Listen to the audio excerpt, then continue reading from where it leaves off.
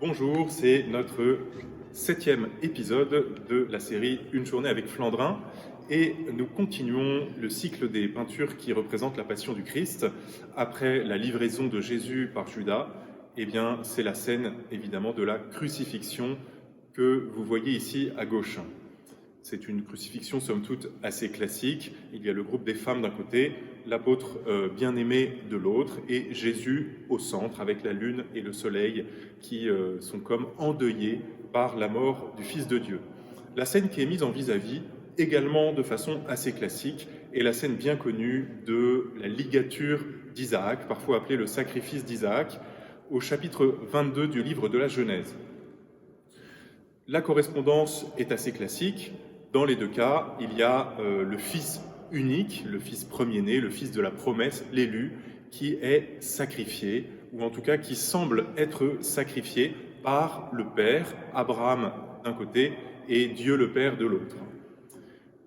Les correspondances vont plus loin quand on lit attentivement ce récit de la Genèse. Isaac est chargé du bois de l'Holocauste et il gravit la montagne, comme le Christ chargé du bois de la croix monte en haut du Golgotha, qui est préfiguré par le mont Moria, où a lieu la ligature d'Isaac.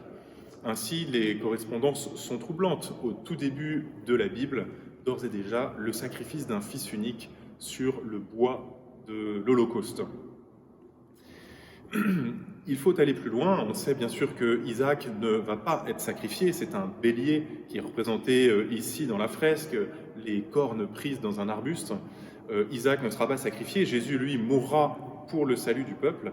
Mais l'Épître aux Hébreux nous met sur la piste en disant « Si Abraham est allé jusqu'à sacrifier Isaac, c'est qu'il croyait en la résurrection des morts. » C'est une lecture qui interprète le récit de la Genèse à partir de la foi chrétienne en la résurrection.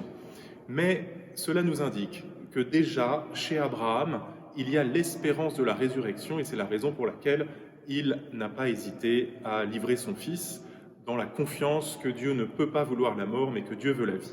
Et de la même manière, ainsi, nous savons, en voyant Jésus crucifié, que ce n'est pas le dernier mot de Dieu. Dieu va ressusciter son Fils le 3e jour, il ne restera pas aux enfers. Et cela, si on lit bien le récit du livre de la Genèse, on peut déjà s'y attendre. Le Fils unique ne sera pas livré, il va vivre et il sera la promesse d'une grande postérité pour un peuple nombreux.